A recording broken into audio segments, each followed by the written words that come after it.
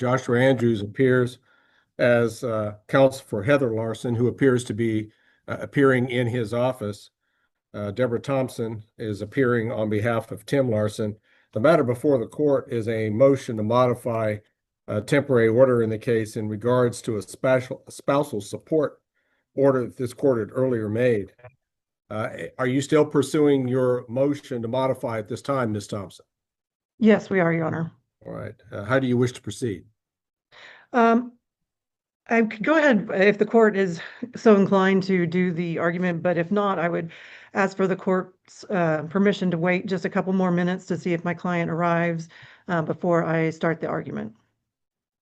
Well, the problem is that his time frame for arrival is uncertain, Yes, and I really want to move forward with this. I want to make sure Mr. Andrews has appropriate time to respond, though sure. I am aware of his response to motion to modify temporary orders that was filed back on August the 11th. So, Ms. Thompson, why don't you go ahead and start your argument in support of your motion?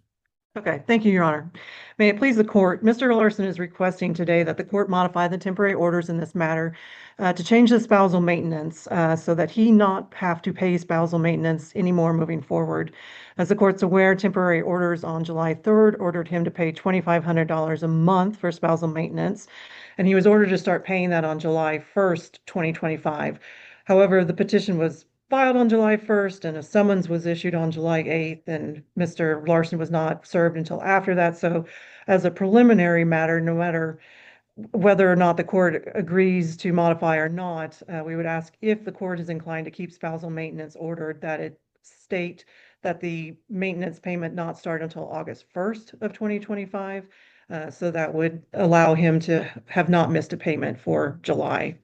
The main reason, however, that Mr. Larson should not have to pay anything in spousal maintenance is due to the fact that there are four reasons. First, petitioner lists in her expenses in her DRA that she owes or has about $1,245 each month that she has to pay. And she's, of course, requested well above that by about $1,300. And so I believe she has greatly overstated her needs in the request.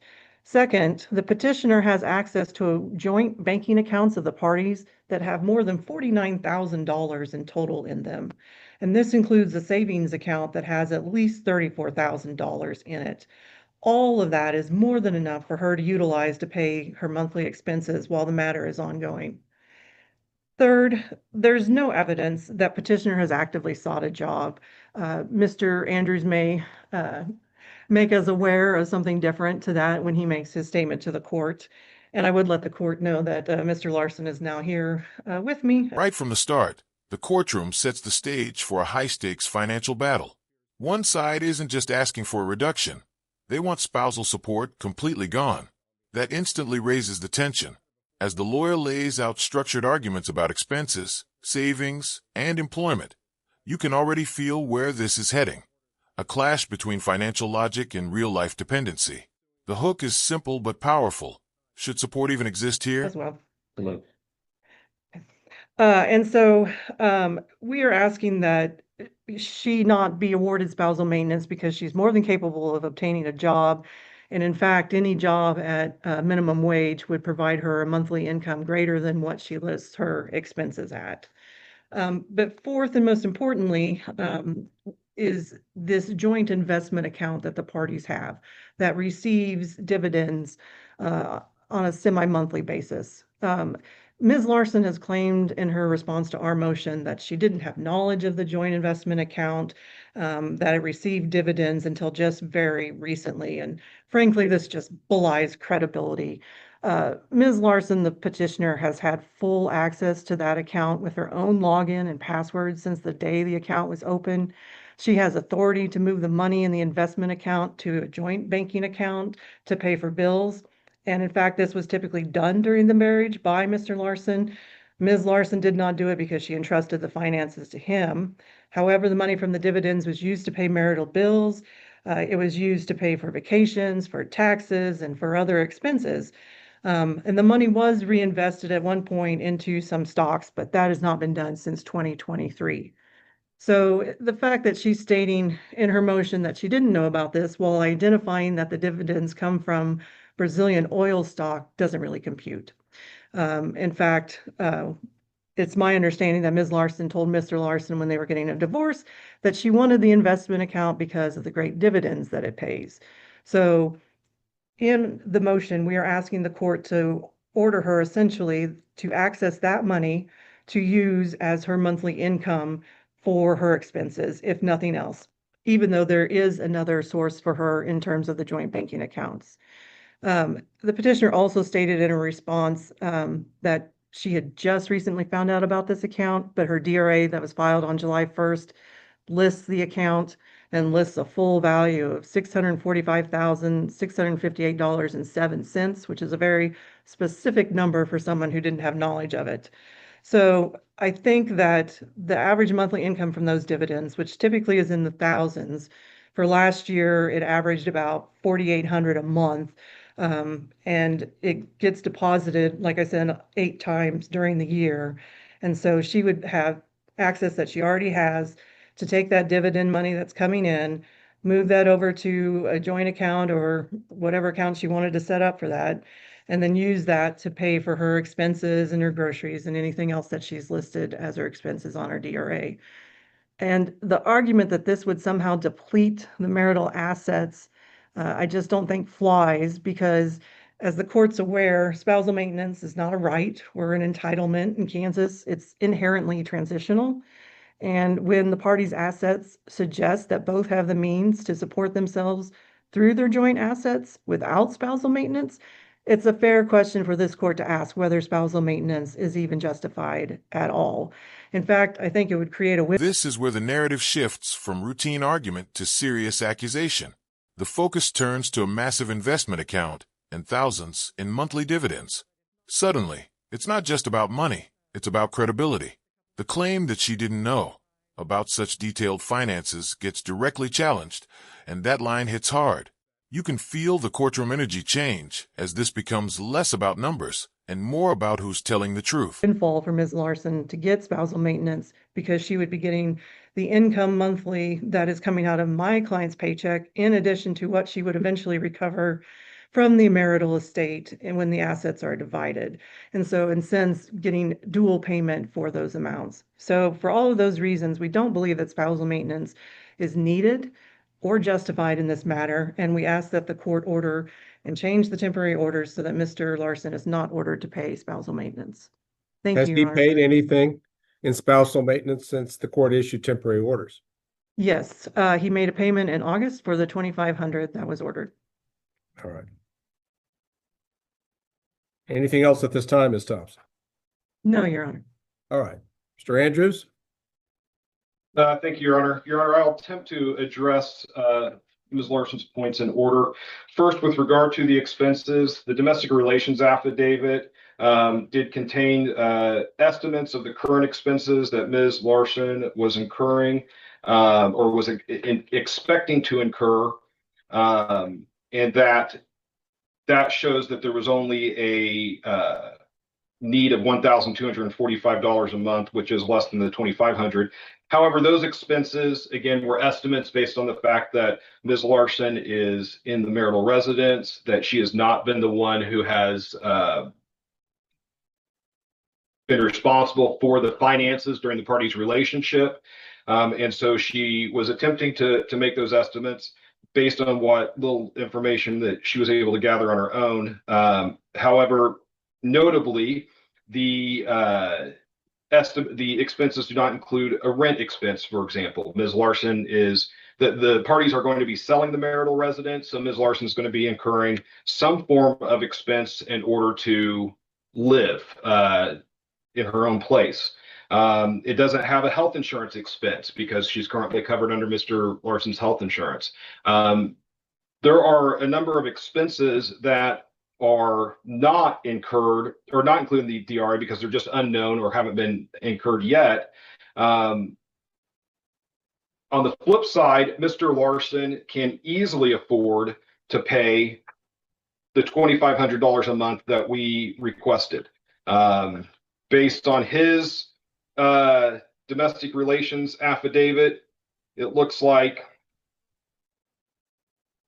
he has a net balance of $20,908 a month after payment of his expenses. We're asking for $2,500 a month to help support his spouse. We believe that it is not inequitable to ask Mr. Larson to support his spouse. They've been married since 2011. This is a relatively long-term marriage. And Ms. Larson has not worked since 2012 by agreement of the parties. She has remained at home. She does not, I mean, to say that it's just easy to go out and find employment with everything that's been going on the last couple months for Ms. Larson's, I don't think that that's fair. When she's been out of the workforce for over a decade, and Mr. Larson has been the sole caretaker financially for her.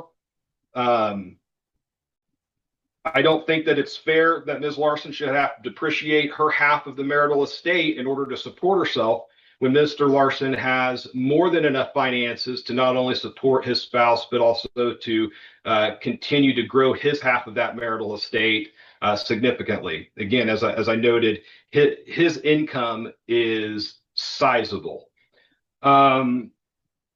With regard to the investment accounts, Ms. Larson was aware that there were investment accounts. She did not know that it was paying out dividends. And I think that was the point I was attempting to make in my response if that didn't come through. She found out recently about the dividends, but it's not because she actually received them. In fact, Mr. Larson sent a text message through the party's daughter stating that the dividends are paid out periodically throughout the year. And as he said, I'm quoting here, these dividends were from the Brazilian oil stock that Heather knows about and even said she wanted the stock from it at one point. The dividends we had go back into buying more shares of the stock minus the taxes we owed on the dividends.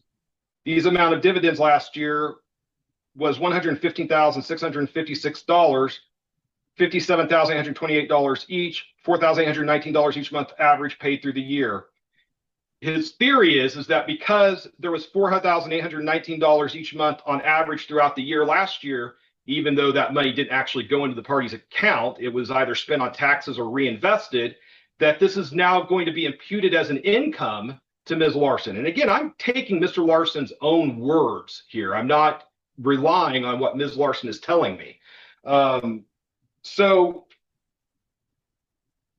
his position is that because there is theoretical income through these dividends, even though Ms. Larson doesn't actually have access to them because they've been reinvested. Ms. Thompson just related to the court that your client does have access to those funds and could withdraw those at her discretion. She doesn't, what I'm saying is she doesn't act. Oh, so in the sense that she has access to the funds that had been in existence prior to the filing of the divorce, yes, in the same way that Mr. Larson has access to those funds. In the sense that she's receiving a check in the mail for these dividends that she can utilize on her own expenses, that is not correct because there are no dividends being received. The dividends that were received were reinvested and no dividends have been issued since then to Ms. Larson's knowledge. Now, if they have been issued, they've been issued into an account that she's not accessing because typically speaking, we ask that the parties not depreciate the marital estate until final orders of the court are issued, including bank accounts, investment accounts, retirement accounts. And so Ms. Larson is not depreciating those marital assets. Instead, she is asking that her expenses be supplemented by Mr. Larson's income, which is significant and has been used to support her as his spouse throughout the entirety of the marriage. This is, in my opinion, a classic example of a situation where spousal support is warranted. When one party has a disproportionate amount of income, the other party either has little income or in Ms. Larson's case at this point, zero actual income that she could spend that is coming in on a monthly basis, that's what spousal is for. Again, if the court were to order that she dip into the marital estate to pay for her expenses, we would just ask that that be not taken out of her half of the marital estate. If that's the proposal, they could come out of the full amount, as well as the money that goes back into the estate while this case is pending should be considered as well as increasing the value of the marital estate. Now the defense fires back, and it's a strong counter. They bring in context, years out of the workforce, reliance during marriage, and incomplete expense estimates. The argument shifts from cold math to real-life impact. Then comes the key friction point: access to those so-called dividends. The judge even steps in, questioning both sides. That back and forth creates peak tension, and it all builds to a sharp closing statement, calling the request to pay nothing outright unreasonable. Because what really Ms. Thompson is asking is that Ms. Larson reduce the marital estate while Mr. Larson builds up himself a nice little nest egg with the significant amount of income that he's going to be receiving while this case is pending. And we're not asking that he pay hardly any of his disposable income when it comes to this. I mean, it's a little more than 10% of his disposable income, not his gross income, but his disposable income is being requested for spousal support. I just frankly think that the asking to not have to pay anything under these circumstances is frankly ridiculous. Mr. Andrews, would you support this court reducing spousal support on a temporary basis in light of what your client's estimates of actual expenses are at this juncture? As long as the court is willing to re-increase it once her expenses increase within the next 30 days, when she's no longer able to live at the house that doesn't have a mortgage on it. Your Honor, may I address that point? You may. The parties were asked, specifically Ms. Larson asked to go ahead and put the marital home up for sale. It is not closing anytime soon, so the argument that she's going to be needing rent is just not necessarily, it's something that she's causing of her own accord. So I don't believe that the court should consider that as why she needs spousal maintenance. And Your Honor, I would just respond briefly that the parties have brokered an agreement through an auctioneer to auction the house, and she has to vacate by September 23rd. Sorry, my client was not aware of that or informed of that, and so we do not know of the auction. Well, according to McCurdy Auctioneer, they've been in contact with them and they agreed on a price and they agreed on a date. So unless McCurdy Auctioneer is providing incorrect information, I think they Yeah, needed to that's my contact your assessment. client first, that's all. And so that's why I didn't have a date to give to my client.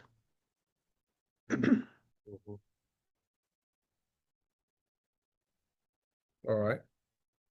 Ms. Thompson, anything further to present to the court at this time? Your Honor, I just would point out that my client's income is sizable, but he doesn't have a specialized degree. And I know that Ms. Larson doesn't have a degree, and so she is just as capable of going out and earning money during this time. And I think the court needs to take that into consideration. And one final point on the health insurance, that's obviously not going to be a concern at all until this divorce is finalized, because we are not asking for her to be removed from the health insurance, and she can't be removed at this point. So I don't believe that should be considered as well. And there is no check that goes out to either party on the dividends. It goes directly into that account, and she has access to that account and should be able to see those deposits. Very well. Any last words, Mr. Andrews?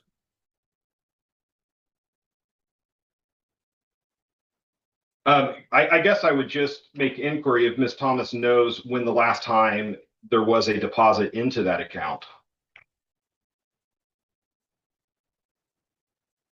I'm sorry, I said Thompson. I meant Thompson. I apologize for. According to my client, Mr. Larson, there would have been about 2 months ago, and so there should be another one made soon. And so again, my understanding is the amount 2 months ago was the amount that was reinvested. So there There hasn't been any. any reinvestment since 2023 in the first quarter of 2023. That's not what Mr. Larson told his daughter. Well, then that's what I'm telling the court today at this hearing.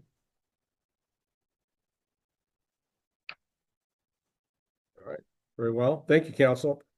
Appreciate the quality of your arguments here today, and the court has had the opportunity to review the contents of the file in this case and to consider the temporary spousal maintenance order in this case. The court will make the observation that generally speaking, the court looks at the need of one party for spousal maintenance and the other's ability to pay. Here, there's an obvious large disparity in income between the parties.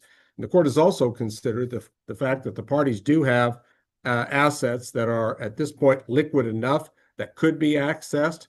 However, I do understand Mr. Andrews' argument and agree to a certain extent with it that depleting assets of the marital estate just for purposes of everyday needs does not make sense to this court. Further, the fact that Ms. Larson doesn't have a job at this early juncture in the case shouldn't be surprising. She wasn't working during the term of the marriage, and while the court would look at her employability for long-term spousal maintenance in this case, the court looks at the issue of temporary spousal maintenance as just a question of cash flow. Both parties need cash flow to keep functioning during the pendency of this case. It's intended, as Ms. Thompson recognizes, to be transitional and at this point, temporary. The court, looking at the expense that are listed by Mr. Andrews and his client, will find that a reduction in spousal support is called for under these circumstances, and the court will order retroactively that the spousal support in this case be set at $2,000 a month, effective with the first payment, which the court also modifies to July the 14th. This was a week after service in this case, and it was a realistic date for payment in July. He would owe for August, and we'll have another payment due September the 14th. Therefore, at this point, $4,000 of spousal support has accrued. Only $2,500 has been paid. The court directs and orders that Mr. Larson, as soon as possible, remedy the deficiency in this case by paying an additional $1,500 to Heather in this case as temporary spousal maintenance. All right. With those rulings made, Mr. Andrews, are you seeking additional relief at this time? Not at this time, Your Honor. Ms. Thompson, anything further at this juncture? No, Your Honor. How is your client, how did he pay the first installment of $2,500? Did it go to the Kansas Payment Center? Okay. It did, Your Honor. All right. Then I would expect that this $1,500 arrearage, which the court has established today, be paid through the KPC as quickly as possible. Yes, Your Honor. All right. I ask the parties to continue to exchange information. After all the arguments, the judge carefully breaks it down. Both sides made valid points, but the court focuses on fairness and practicality. There's recognition of income imbalance, but also concern about draining shared assets. The final ruling lands right in the middle. Support is reduced, not removed. And then comes the twist, a retroactive payment order. It's a balanced outcome, but one that still carries immediate financial consequences. Work together with the prospect of perhaps resolving the issues in this case, short of trial. If the parties need the court to schedule some sort of status or conference at this time, the court will do so. Mr. Andrews, are you requesting that? Not at this time, Your Honor.